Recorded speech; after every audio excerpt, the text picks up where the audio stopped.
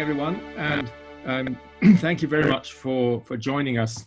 I'm speaking from the Cathar area of the south of France. My name is David Lorimer. I'm the program director of the Scientific and Medical Network, and it's my pleasure to welcome you warmly to this evening, which is a really fascinating topic, and the fact that you've come in such numbers indicates that you find it just as interesting as I do.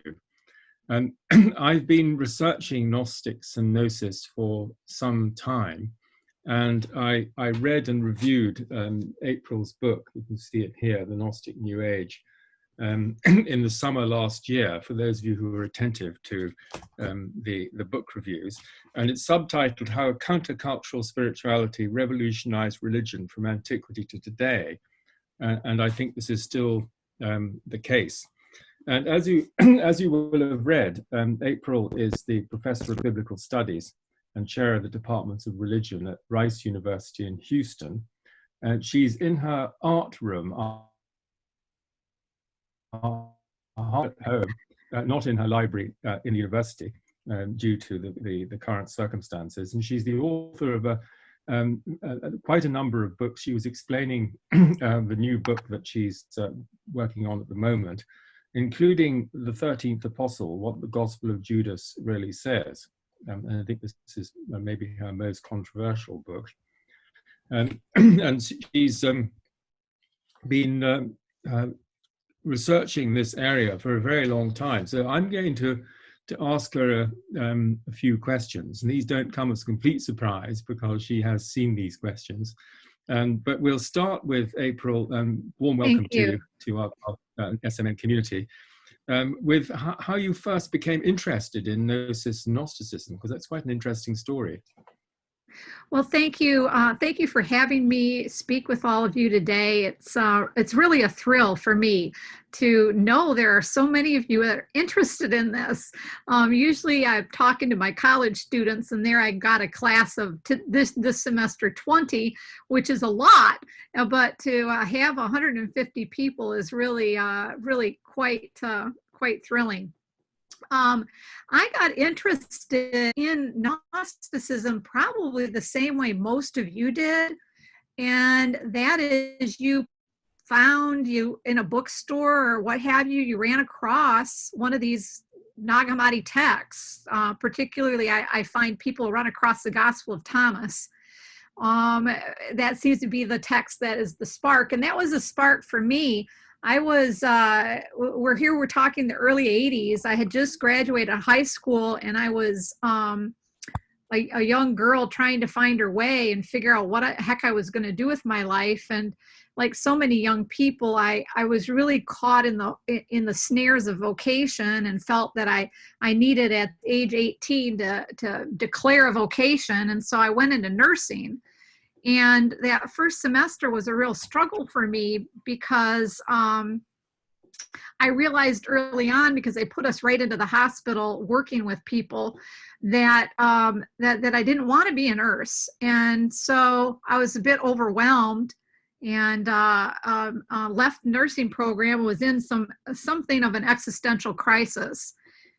And I came across, my mother actually was reading a book by Ron Cameron called The Other Gospels. You guys may be familiar with that little book. It's a little anthology that he had just put out. And in it was the Gospel of Thomas. And so I read that text and was really, one of those sort of moments where you kind of get struck. I was struck. I had never seen a Jesus that was quite like that before, and yet that Jesus felt so real and familiar to me. And so really that text catapulted me into studying Gnosticism. And at first, during this time, there was very little in English translation that was dealing with these texts. And so I found that it became necessary then when I was in college to take Greek, to take Coptic, to try to understand these texts. And before you knew it, I was majoring in Near Eastern studies and writing a dissertation on the Gospel of Thomas. So that's my story. Fascinating. And one of the things we've already referred to is the idea of Gnostic thinking as a transgressive force. I wonder if you could say a bit more about that in terms of the development of orthodoxy and norms in relation to heresy. That seems to me to raise questions of power, authority, obedience, and what you call insubordination. Yeah. What I've come to realize as I've worked on these materials over the years is that there is a very much a transgressive element socially here. I'm really talking in terms of social deviance, and by that I mean, hang on one second. By that I mean the sociologists define deviance as within any culture when a norm is broken and people in power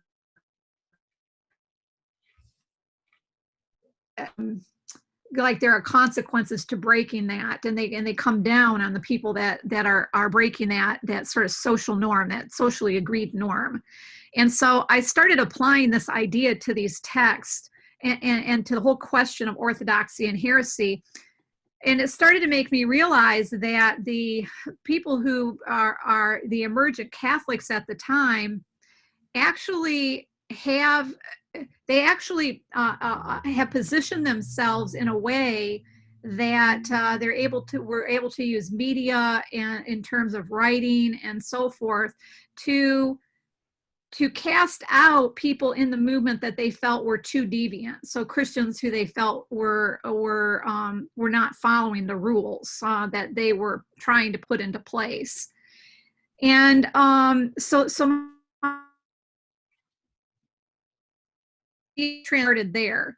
But then as I started really working on the problem, I saw that within that this was not just rhetoric. In other words, the emergent Catholics weren't just saying these people were deviant, but there was some actual transgressiveness within the literature, the Gnostic literature itself, and that they were using the power of that transgression in order to make certain statements about the human being, about God, about the government at the time. And a lot of this is in terms of both writing their own scripture, in terms of the hermeneutic they use to read scripture, which often is an attempt to read out what they call like the hidden narrative or the hidden truth. And in doing that, they flip the way that people were traditionally reading the text. And of course, like the Genesis story is the famous example of that. But you can see it throughout all of the, all their work in sort of scripture at the time. So this transgressiveness, I think, is actually part of the Gnostic spirituality itself, that it wasn't just something that the Catholics were imposing upon them. Now, that said, they do end up using it in a way that will then mark them as heretics that can be devalued and so forth. But I did want to, and that idea is a major part of why I wrote my book. So I'm glad you asked that question. Yes, thank you, April. Well, there's obviously, we're all too familiar with the suppression of deviance to the norm in the current circumstances, but we won't go down that particular route.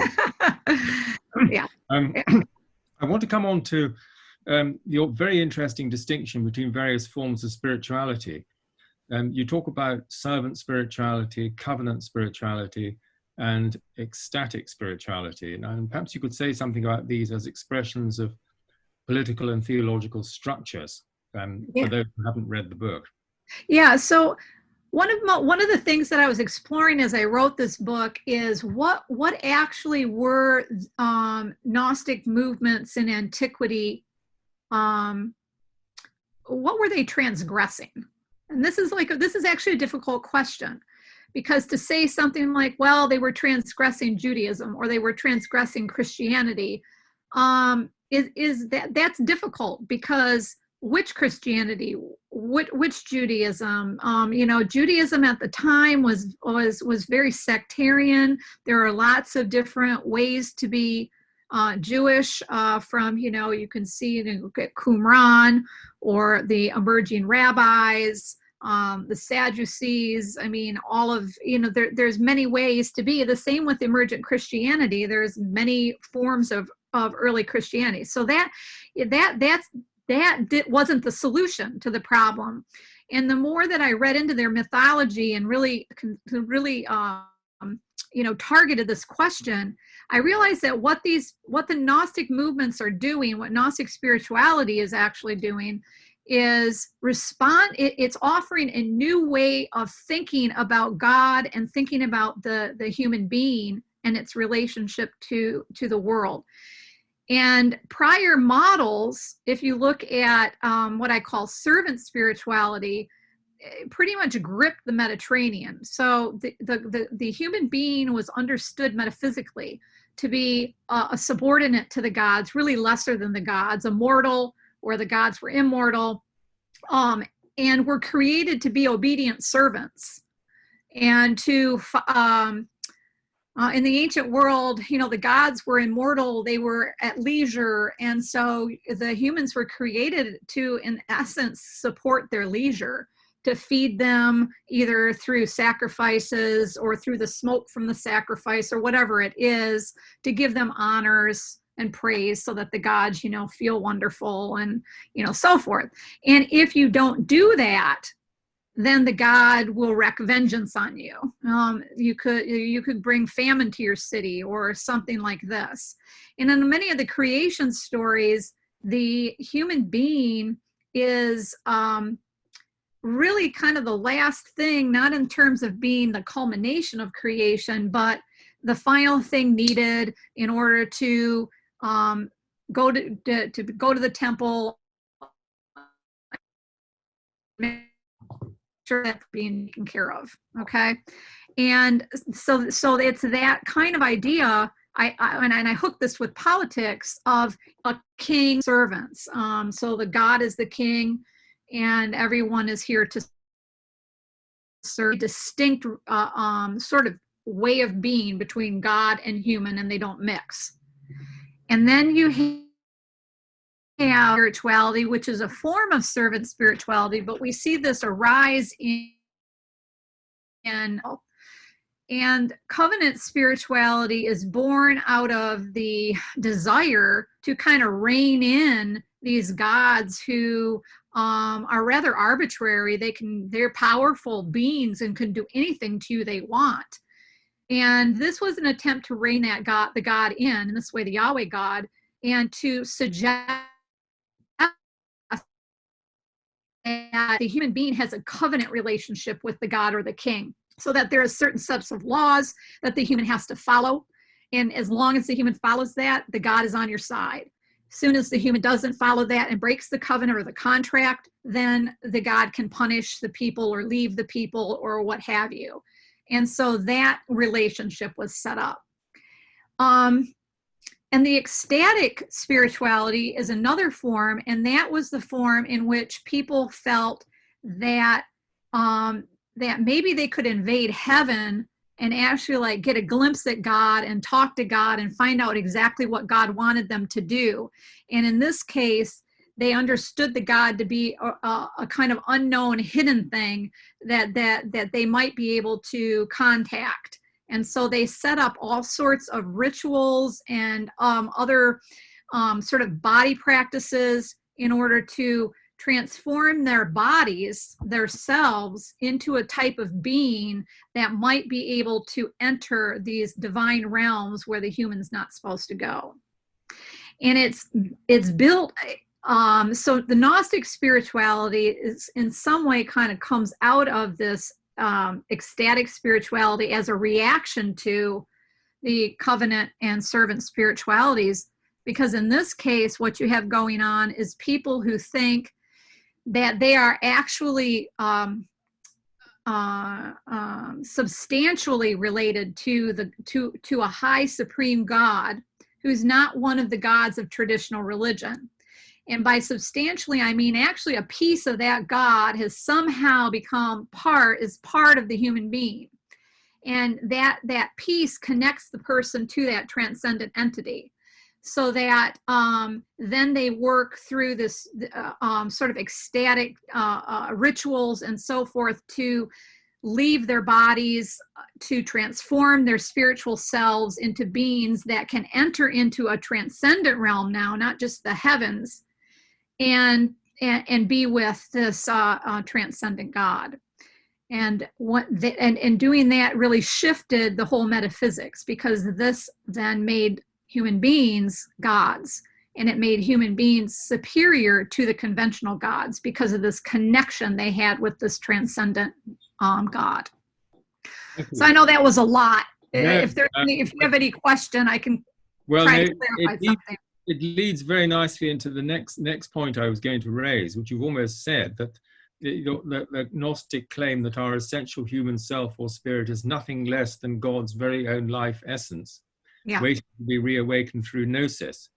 And my question, sort of supplementary as it were, is how do you see that affecting our overall sense of identity and our capacity for knowing? And then there's obviously this distinction you explain between hylics, psychics, and pneumatics, and the heretical implication that the pneumatics were more advanced than the psychics, i.e. the Gnostics were more advanced than the people in the church.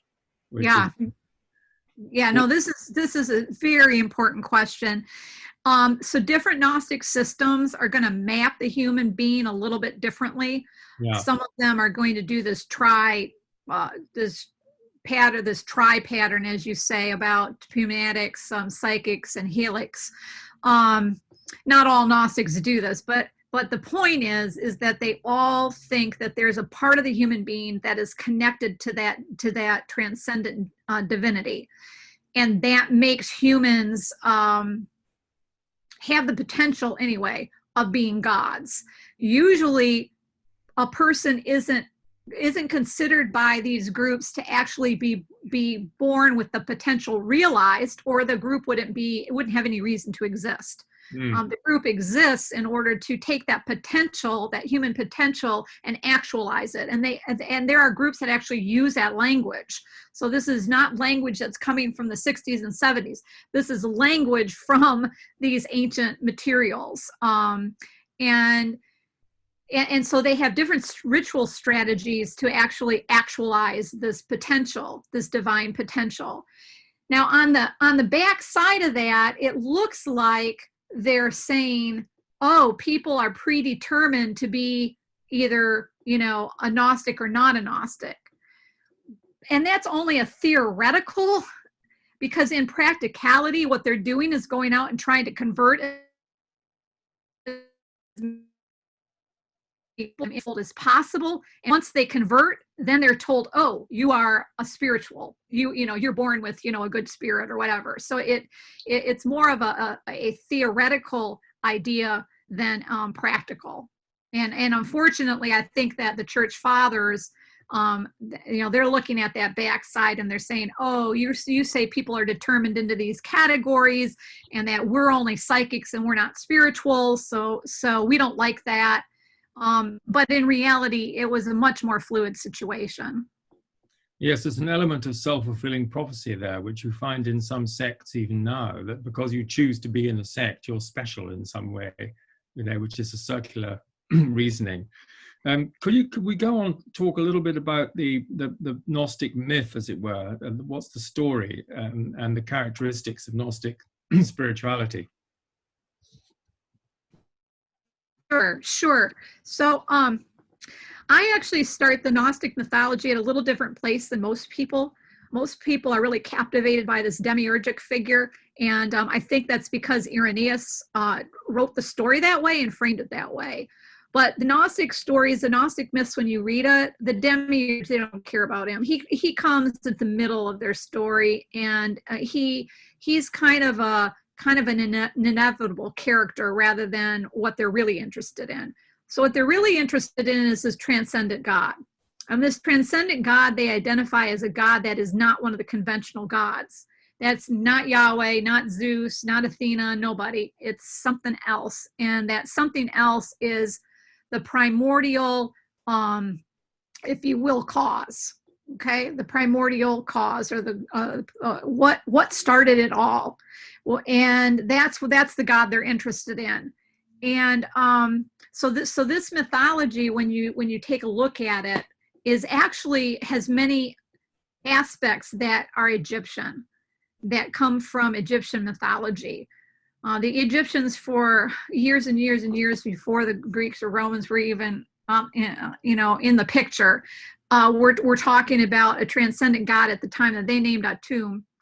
And the story is that he was some kind of a snake or something like that in primal waters, and he was just sort of laying there. And he starts wreathing around, and he eventually stands up on a mound. He gets to a mound, he stands up, and he roars out of his mouth. And when he roars out of his mouth, he emits the first gods. And so you see some of this kind of mythology reflected in the actual myths of different Gnostic groups. And I find that really fascinating, that seems to be kind of the mythological basis. And then what you have are myths that move on, and some of them will identify that primal God with the transcendent one principle that Greek philosophers were talking about. They'll use images of fountains. So the primal God is like the source for a fountain which gushes forth, and then rivers that come from him. There's a lot of language of water, of a realm filled with waters of light. And that imagery, by the way, is still maintained within Mandean communities today, in today's world. Mandeans being the only Gnostic group left from antiquity. And they still have a world with rivers of light, and after death, your soul journeys to the place of the rivers of light, and you bathe in the rivers of light with all of the beings of light. So it's quite a beautiful, I think, vision of the afterlife. But eventually we have to deal with the creation of this world, and so there are certain things, different mythologies in Gnostic mythologies have happened, but eventually a creator God is made who creates the world, and like many of the sources, he creates a bad world or an imperfect world. In some sources, because I consider Hermetic sources to also be reservoirs of Gnostic spirituality, the creation is kind of the best that you could hope for, yeah, although it's still not great. So. Yes, very good. Yes. Let's go on to talk a little bit about the scriptures, the Gnostic scriptures as forbidden scriptures. How do you see their impact since 1945, along with all the other discoveries that were made before that? And they seem to me to present Jesus as a sage, a teacher of wisdom, rather than the sacrificial lamb dying and atoning for our sins. And this is the viewpoint of your colleague, Karen King. Some of these books. Yeah. So this is a viewpoint that actually is quite popular. In fact, I remember when I was, again, a young 18-year-old and first investigating this, that was one of my interests in actually looking at the Gospel of Thomas. Was I didn't see a God basically sacrificing his son. I didn't see that going on there, and I was riveted by that, because the idea of a God sacrificing his son was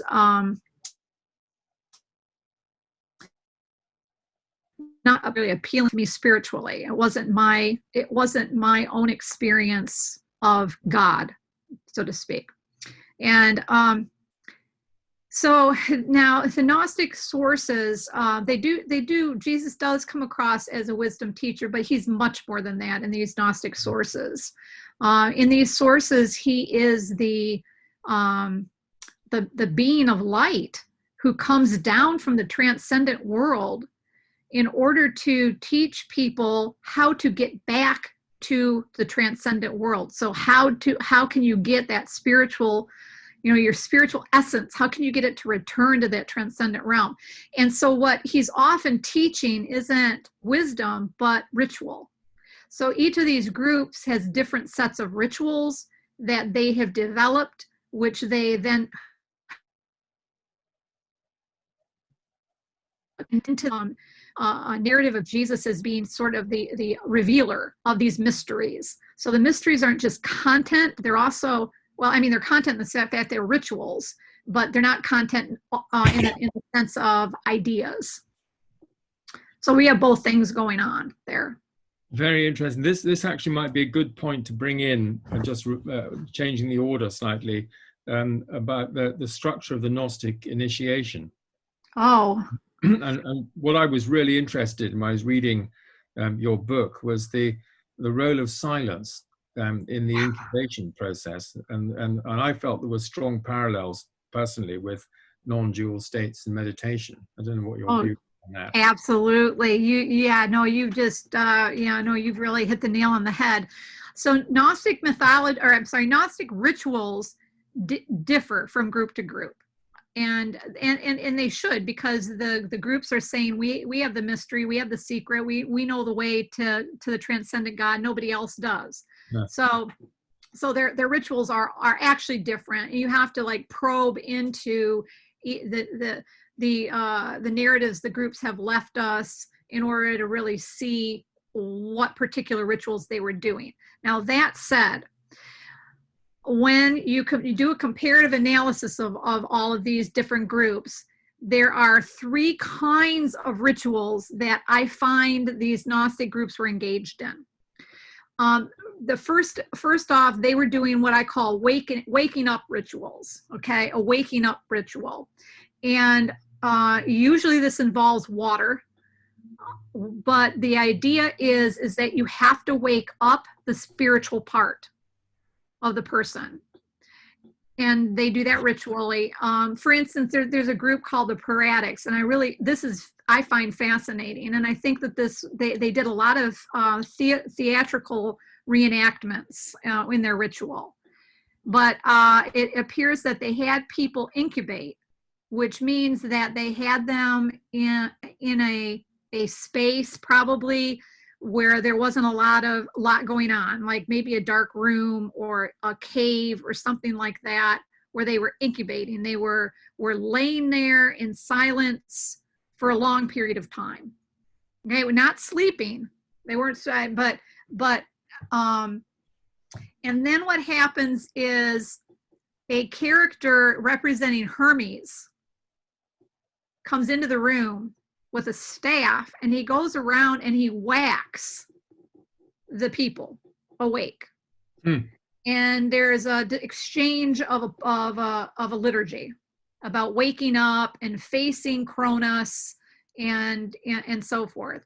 And then he takes them, and you're supposed to follow him out through this dark, nasty cave to leave and come into the light.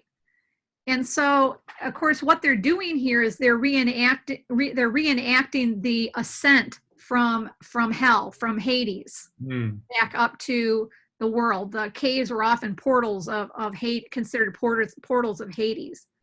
And so this was being reenacted. We know that, for instance, there are parallels to this in some mystery religion literature, where we know that they would take people out and put them through the mud and the muck and the dark, and then they'd scare the wits out of them in the whole process of initiation. So Gnostic groups are doing something similar, and this Paradic narrative I find really fascinating with its parallels to what the mystery religions, some of them, were doing. So that's one. You wake up, and then you want to bust into the heavens. So that's the next rituals that you want to do. You want to do these ascent rituals, and you want to overcome the demons and the archons that are basically controlling the world. You want to find your way past all of these folks, and they're all located and aligned with the planets and the zodiac and various stars. So there was a lot of astrology going on and kind of mapping where the soul would go in order to get to the top of the dome, which is where the North Star is. Usually it's the North Star or Draco, one of these stars in the highest point of the sky. And that gate you want to get, goal up is to get that gate. And then once you get through that gate, you would go through another set of rituals of transformation where you would actually transform your spiritual element, because that's the only thing that can get through the gate into this transcendent realm. I know this sounds like really wild, but they really did think of it this literally. You go through that stargate and you get into the transcendent realms, then your spirit gets transformed into various levels of beings, of angels, getting closer and closer and closer to the transcendent God. So some of these groups were highly ratcheted. You could have 20 initiations, maybe even more than that, to finally meet the transcendent God. Goodness, that's quite a journey. I'm coming back to ask you a little bit about Simon Magus and Helena and Samaritan Gnosticism, because Simon Magus was a very controversial figure, wasn't he, in early Christianity, as a sort of rival to Jesus, and not everybody will know that much about him. So perhaps you could comment on that. Yeah, no, I love Simon. He's a very interesting character, and I really learned about Simon from my own professor, Jarl Fossum, who was a student of Professor Quispel. So Professor Quispel was kind of my grandfather in terms of my intellectual grandfather. And both of them were really interested in Simon. We hear about Simon in the New Testament. So Simon was, he was a competitor, early Christian. He was a competitor with early Christians. His narrative is very similar to Jesus. His narrative is, I am the Father descended to earth. I have looked for the soul, which is fallen, and I want to unite with the soul and save it and take it back to the Father. And Simon had a narrative that he actually met the soul, who was incarnated in the lowest form possible, and that was as a prostitute. Her name was Helen, and he marries her. And the two of them go around as basically the mother and father gods. And it was a universal religion. It's expanded beyond Samaritanism. Intersection for me in this story is that we have this story about how the disciples, when they went to Samaria, convert to Christianity there, were Simonians. I have to wonder whether or not the Simonian kind of mythology is transported to Jesus, so that we see something like that going on, I think, in the Gospel of John. Yes, very, very interesting. And maybe you'd like to comment a little bit on the relative Gnostic and Orthodox interpretations of John. Because you write about that in the oh goodness. Wow, that's opening a can of worms. Well, the Gnostic Christian is the oldest reading, and I found that really fascinating. Yeah, I really think it is. Well, definitely. Yeah, so my work, it's sort of complicated and perhaps too much so for today. Yeah. And you can, I think I lay it out pretty well in my chapter on John. But essentially, the Gospel of John, we've always known that there's some intersection with Gnosticism here, okay? And now there's different ways that scholars have framed that intersection. Most are pretty comfortable saying there was John, and John was an Orthodox text, and the Gnostics just liked it, and they interpreted it in weird directions, okay? However, there is evidence from antiquity that the Gospel of John may actually represent a early Gnostic point of view. and that it was carried on in the Valentinian tradition, and that the early Catholics actually were having to kind of reinterpret John in order to take it away from the Gnostics. It was sort of a fight to keep the text in an Orthodox narrative, and so they interpret it in a new way. And that's my opinion. I think that the second narrative, that's what's going on, is that this text originally probably comes out of some sort of Simonian Christianity. In other words, Simonian believers that convert were part of an early layer of this text. And over time, this text grows, and it becomes part also of the Orthodox narrative that interprets it in its own way as well. So yeah, no, I agree. I think it's quite. There might be one or two questions about it in more detail later, but let's also go on to talk a little bit about Valentinus, because he's another fascinating character. Sure. What would you like to hear about him? Well, I think just his career. I mean, you write that he was nearly Pope, but he didn't quite make it. Sure. And he was just such an important figure and he's not that well known. I think obviously for scholars he's well known, but not for the general public.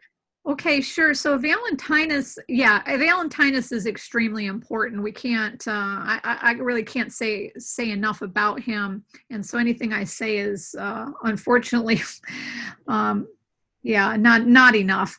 We know some about him.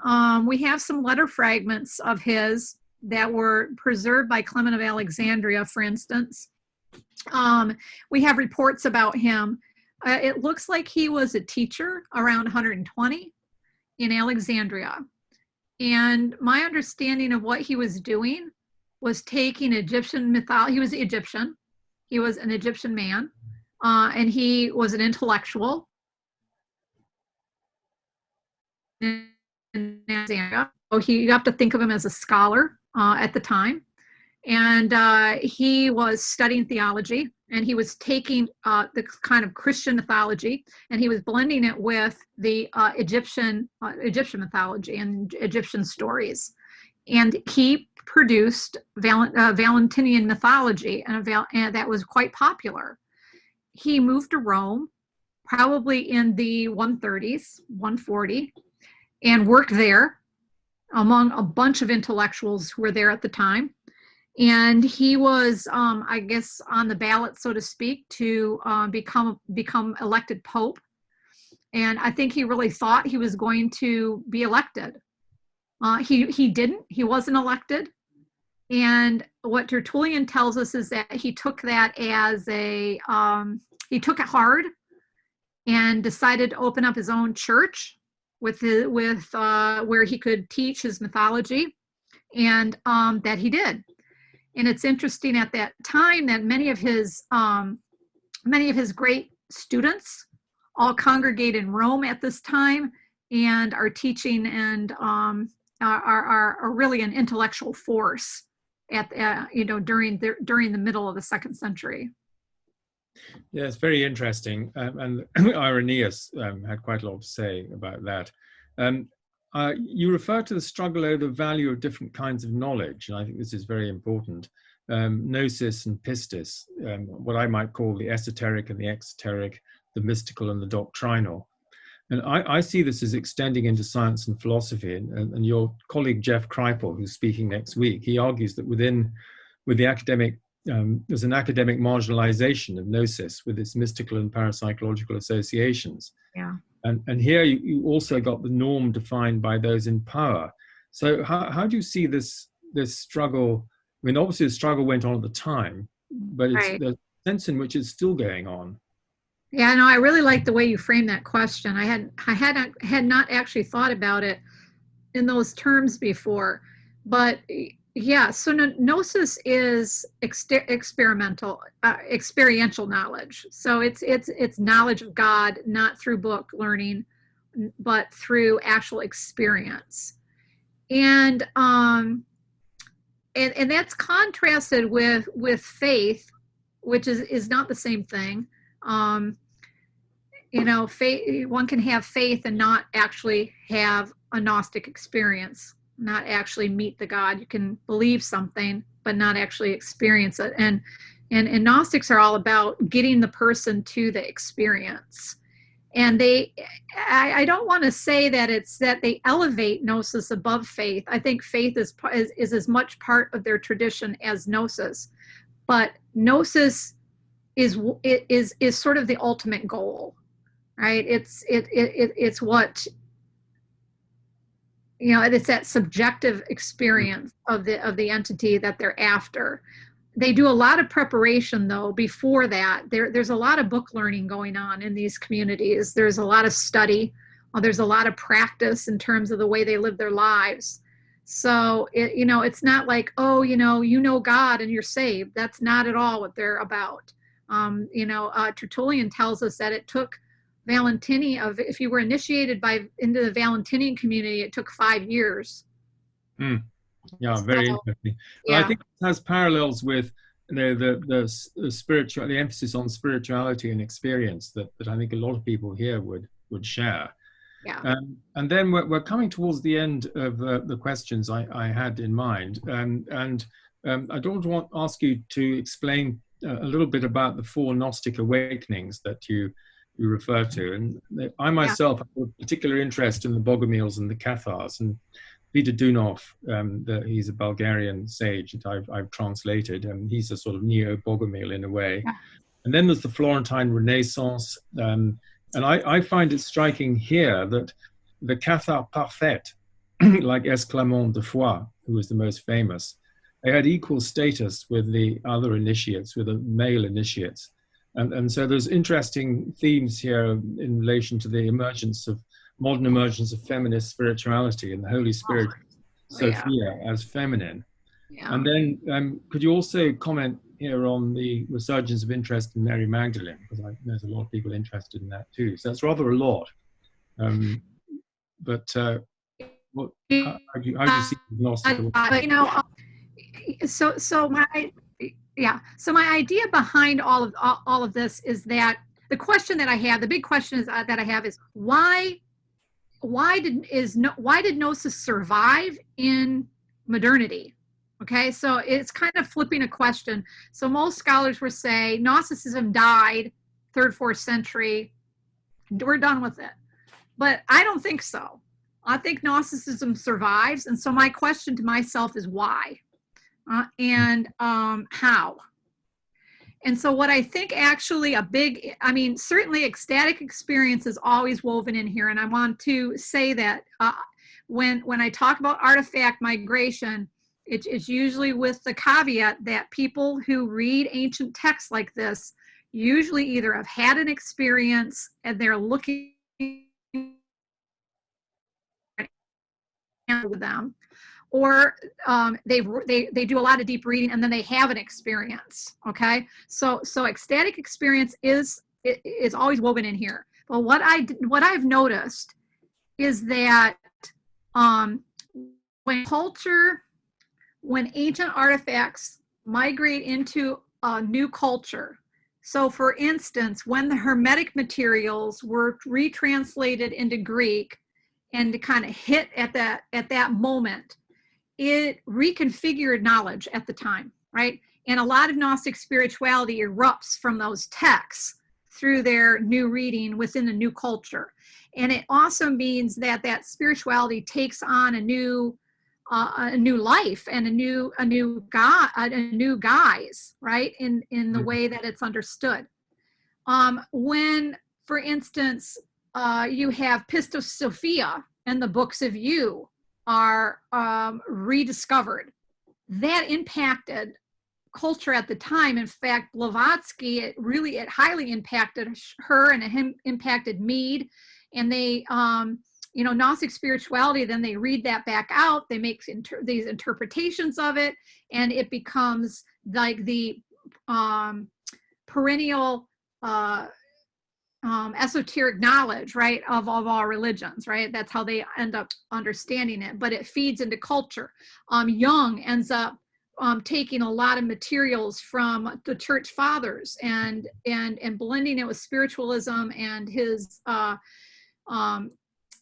wanting to come up with some kind of modern psychology, and we still need to really work all that out. And then on the Nag Hammadi materials, when they hit, you get another kind of distribution of Gnostic spirituality into culture, a lot of it through academic studies. So a lot of it through actually interfacing with the Nag Hammadi text, because they were translated by 1979. They were in English translation, and people could, have really good access to these texts. And now, of course, they're on the internet, so they're all over. You can just Google it and read it right there. So when these artifacts from antiquity come into another culture, it's another moment for us to read and interpret these texts, and for Gnostic spirituality to be re-energized within that new culture, and it's going to take on a different shape. And so that's my real interest is for the future of the study of Gnosticism. My real interest is to really crack down on that and say, okay, how were these artifacts migrated, and how did they impact various, I would even just I'd be happy just to do the alpha channels, the primary interpreters like Jung or Blavatsky that brought this material to so many people. And could you comment? The last part of my question was on the feminine wisdom and Mary Magdalene. I think this is for people who are listening. I think this is an important component as well.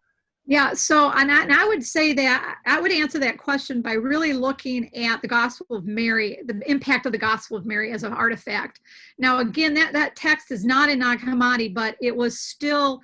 It was known earlier, but it wasn't actually worked on. So it like Nag Hammadi hit about the same time as Nag Hammadi. Yeah. And that text has made an enormous difference in terms of the way it's been interpreted and used to address issues of feminine spirituality. Yes, and this is taken up in what some people have read, the Gospel of the Beloved Companion, which we can talk about separately on another occasion. But this there you get this contrast between Peter and the sort of literal interpretation, if you like, and the gnosis of Mary, which you also find very strongly reflected in the Gospel of Mary, that Mary was the one who knew, who had this intuitive gnosis and wisdom. Right. Yeah, I love that text too, because she leads all of them in worship. Yeah. Yeah.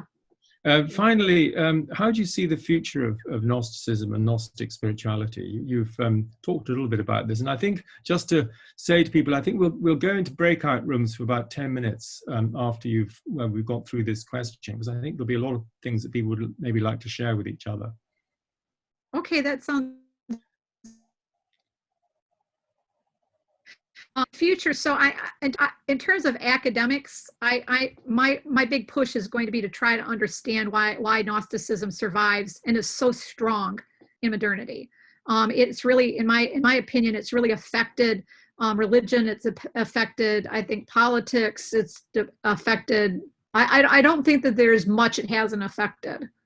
So, and I'm interested in why Gnostic spirituality is so attractive to modern people. Yes, I mean, I think that's something that a lot of us here would resonate with, and maybe a few years down the track we'll have another conversation. So thank you very much indeed for that. Yeah, thank you. And it looks like Tuvi is the quickest off the mark. Tuvi. Yes, first of all, thank you for very interesting, fascinating webinar. And my question, I'm sure that, or I believe that after you reading all this and researching, yourself have tried or have got some experience in some agnostic experience. And I'll be very, very interesting to see what experience yourself have, not by reading, but your own Gnostic experience. If you try in any past, and if you can share any experience that you yourself had. Yeah, no, thank you for asking. In fact, I did talk about this already in a breakout room, so I'm sorry for those of you who already heard it once. But yeah, I do have a story. And my story happened when I was 10 years old. And I was a person that was, I considered as sort of a-religious. I mean, I grew up in a family that we didn't attend church or talk about God. When I turned 10, my mom decided that we young girls needed a religious education, so she decided to start taking us to church. And when she told me that she was going to do this, I was really quite upset and angry. And I said to her in that moment, I said, I don't understand. We've never needed God before, and how the heck do you even know God exists? And and she was quite smart in her response to me. And she said, well, April, she said, that's something you're going to have to figure out yourself. And she turned around and left me standing there. And just in that moment, as I stood there, I was really quite overwhelmed with a very, very bright light that just pervaded everything. I remember that turned green, a color I'd never really seen before. And I felt loved. I felt what I can only call providence. I felt cared for, as if life would be okay. And saying all of that doesn't sound like anything, but it had such a major impact on me that I really became a different person after that. I became very interested in spirituality, and I think in some sense my life path has been trying to figure out what happened to me. And have you tried to do it again and it's got more than once this experience? No, I didn't do anything. It was more of a rapture than it was anything I sought, and just I can't explain it. And it formed my very self, my very sense of self. Try really to see how you can get back to this experience indirectly. Even not admit it, but unconsciously or. It's so interesting, but no, because I've had the experience, it settled it for me. So I don't have a curiosity of it anymore. I'm interested to try to understand it, but because I've experienced it, that was enough. Interesting. Thank you very much. Yes, one then has to get on with life. Yeah, you need to unmute yourself, Paul.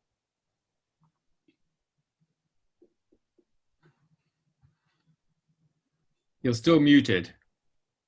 Yeah, I'm unmuted now. Can you all hear me? Yeah. Oh, there you are. I see you now. Yes. Actually, I had a very different question, but yes, we did have a very interesting discussion on this idea that actually some mythologies do have a biological origin, and this is something that we actually did discuss. My question actually was something a little different. I'm familiar with, I've been familiar with Gnosticism for many years, and it's a subject I've studied extensively.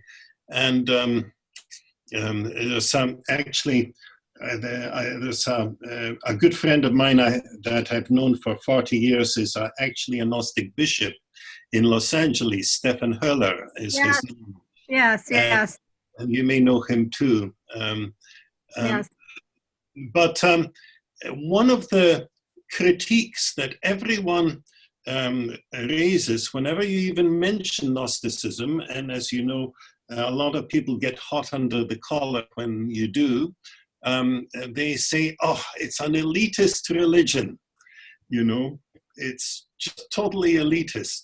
And you have to be some intellectual or something for it, I'm just curious, what would be your answer to that?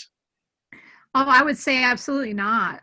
I don't think it's elitist. I think that Gnostics are portrayed that way, in part because they have this idea that there are spiritual people and then there's everyone else. But as I said before, that's not a absolute category, because conversion, they're all about converting people to come into the community, and only when they come into the community do they get identified that way.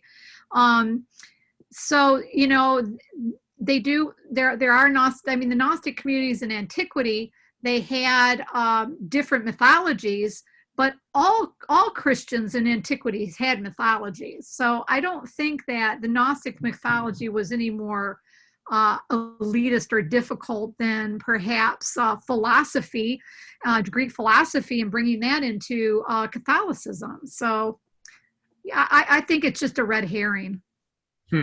Well, you should know that Paul has been translating the Gospel of Philip into Polish. Oh, very good. Yes, actually, I was just reading your paper on ritual in the Gospel of Philip.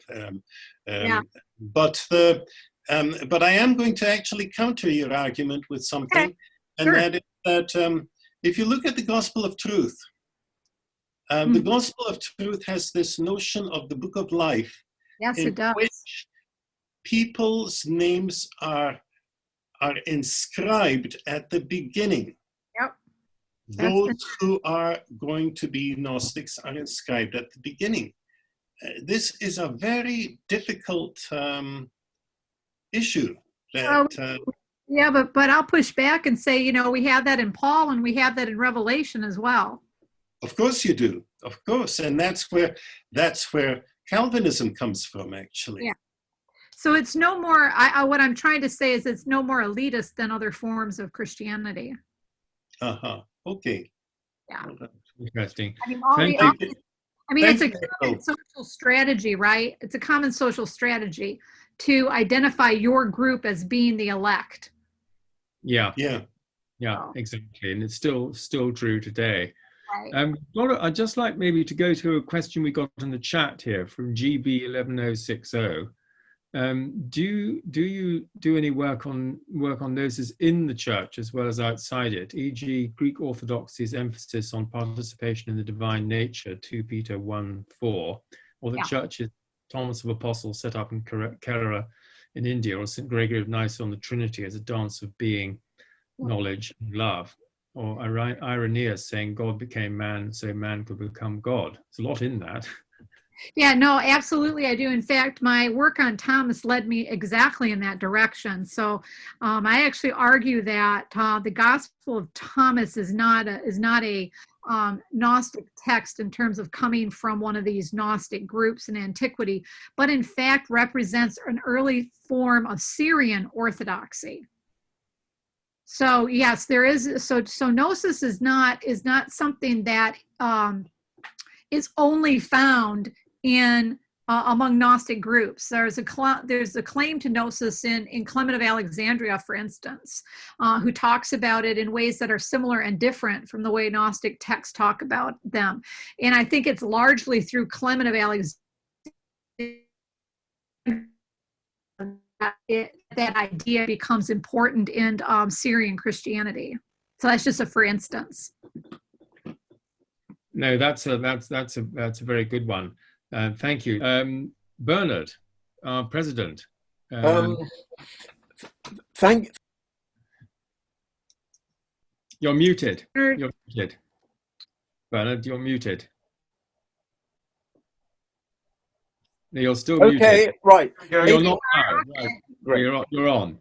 Thank you very much indeed, April. I have to say, I'm not an expert at all on this subject, so I learned a great deal from your talk, and I'm very grateful.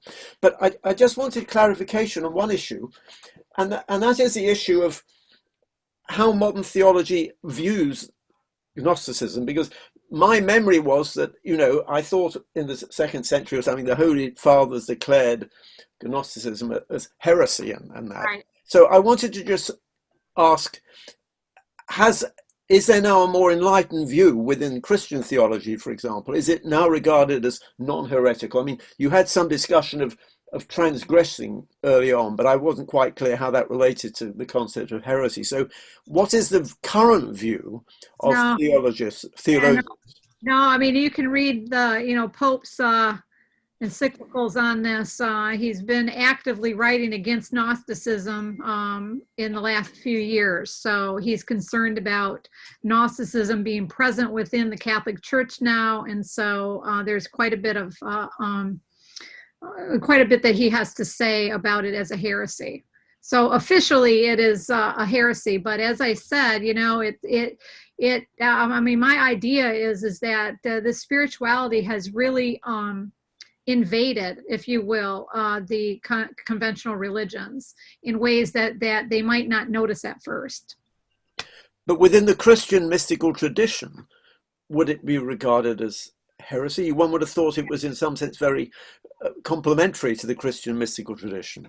No, it is heretical again, because just think about it, guys. The God that's being worshipped is not Yahweh. It's not the traditional Christian God. Okay. Transcendent God who's superior.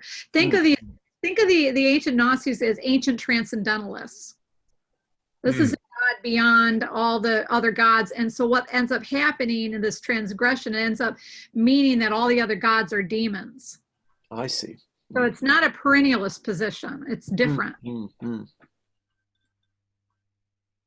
We've got a point made by Verena David, can experience an impactful / awakening without any structure of Orthodox religion. Would that be considered a Gnostic experience, a direct connection to something mystical? It could. I suppose it could be. I mean, I didn't know what happened to me, and I still don't. But I don't know how I would define it. I mean, I can say to you that what I experienced was not the Christian God of Orthodoxy. Yes. Well, I suppose it depends on the context in which the experience arises or happens, and because that's going to shape the way you interpret it. I'm going to say I can't see any more hands up, so I think we'll start bringing the evening to a close. We've got, I mean, it's the lunchtime for you. Well, it isn't now; it's sort of mid-afternoon. And I'd like to thank you on behalf of everybody who's here for the extremely lucid and interesting responses to all the questions we've put to you, and also for bringing in your own experience, which I think people have really appreciated. And I just remind people of your book, The Gnostic New Age, and also you have a website, which is, remind us again, we'll put it into the chat, April DeConick. It's just my name, April DeConick.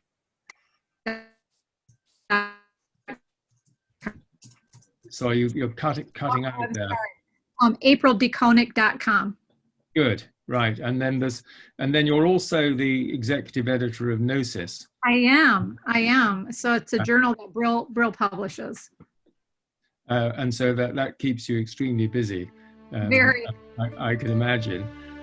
So many thanks indeed again, April. Sure. Very nice to be in contact. Thanks very much.